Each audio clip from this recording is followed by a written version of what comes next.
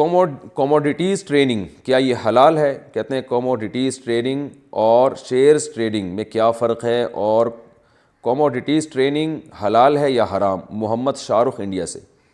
देखें, शेयर की जो ट्रेडिंग होती है ना, वो तो कंपनी के एसेट्स होते हैं, उसको यूनिट्स में डिवाइड किया हुआ होता है और हर यूनिट की एक कीमत मुतय्यन होती है, जो हकीकी कीमत होती है उसकी, जो मार्केट वैल्यू होती है।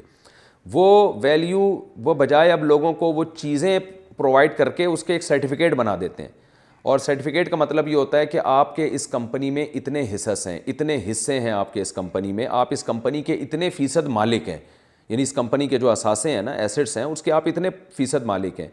तो शेयर जब बिकता है तो वो असल में वो सर्टिफिकेट नहीं बिक रहा होता, उसके पीछे जो असासा मौजूद होता है वो बिक रहा होता है। तो इसी वजह से शेयर्स के ख़रीदो फ़रोख्त के लिए ये ज़रूरी है कि सर्टिफिकेट के पीछे कोई असासा हकीकत में होना चाहिए, उस सयाल नहीं होनी चाहिए। जैसे अभी कंपनी वजूद में आ रही है और सिर्फ रकमें जमा हुई हैं, उससे कुछ ख़रीदा नहीं गया है, तो फिर जो शेयर्स उसके मार्केट में बिकेंगे उनके पीछे करेंसी है, उनके पीछे पैसा है। तो उसमें ये शर्त है कि उस शेयर को आप फेस वैल्यू पे तो बेच सकते हैं, नफ़ा और नुकसान पे नहीं बेच सकते, क्योंकि सर्टिफिकेट बिकने का मतलब है कि उसके पीछे जो करेंसी है वो बिक रही है, और करेंसी को उसी वैल्यू पर बेच सकते हैं आप। 10 रुपये को 10 रुपये के बदले में बेच सकते हैं, 11 या 9 में नहीं बेच सकते आप, ये सूद हो जाएगा। लेकिन जब उसके एसेट्स वजूद में आ गए तो फिर आप शेयर बेचने का मकसद है कि उन एसेट्स में अपने यूनिट को बेच रहे हैं, उस हिस्से को बेच रहे हैं, तो उसमें कमी बेशी भी जायज़ है। लेकिन शर्त यह है कि वो सर्टिफिकेट आपके कब्ज़े में आ जाए, क्योंकि सर्टिफिकेट का कब्ज़ा उस चीज़ का कब्ज़ा शुमार किया जाएगा, क्योंकि नबी सल्लल्लाहु अलैहि वसल्लम ने इरशाद फरमाया, जो चीज़ तुम्हारे कब्ज़े में है वो नहीं बेचो। सही हदीस है, कब्ज़े में आने से पहले आप चीज़ नहीं बेच सकते सिवाय ज़मीन जायदाद के, तो ये चीज़ें आप नहीं बेच सकते आगे। तो इसलिए कहते हैं कि शेयर जब तक आपके नाम ट्रांसफ़र नहीं हो जाता, तो जब ट्रांसफ़र हो जाएगा तो इसको कब्ज़ा समझा जाएगा, उसके बाद आप आगे उसको बेच सकते हैं। और शेयर्स की ख़रीदो फ़रोख्त में फॉरवर्ड सेल, फ्यूचर सेल, ये भी हराम है कि उसमें होता ही है कि बेच नहीं रहे होते, बस एक कीमत तय कर लेते हैं, फिर फ्यूचर में देखते हैं कि कीमत बढ़ गई है तो वो आपको दे देता है कुछ पैसे, अगर कीमत गिर गई है तो आप उसको कुछ पैसे दे देते हैं।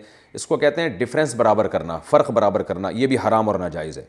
तो हकीकी बै और शिरा होनी चाहिए कि आप शेयर बेचें, वो आपके कब्ज़े में आए और हकीकत में बेचें आप उसको। ऐसा ना हो कि हफ्ते के दिन देख लेंगे क्या हुआ, कि बढ़ गई है कीमत या गिर गई है, ये भी जायज़ नहीं है। और जो आपने पूछा है दूसरा मामला कमोडिटीज़ ट्रेडिंग का, तो उसमें आम तौर पर हवाई ख़रीदो फ़रोख्त हो रही है, हकीकत में चीज़ें बिकती नहीं हैं।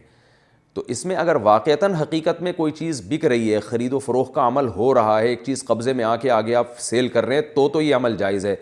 वरना जिस तरह से आम तौर पर हो रहा है कि सिर्फ चीज़ दिखाई जाती है, हकीकत में ना कब्ज़ा किया जाता है, ना वो आगे उसको रिसीव करता है, बल्कि वो आपने उसको पहनाया, उसने आगे किसी को पहनाया, और उसने आगे किसी को पहनाया, और आखिर में आके देख लेते हैं कि चीज़ की वैल्यू बढ़ गई है या गिर गई है।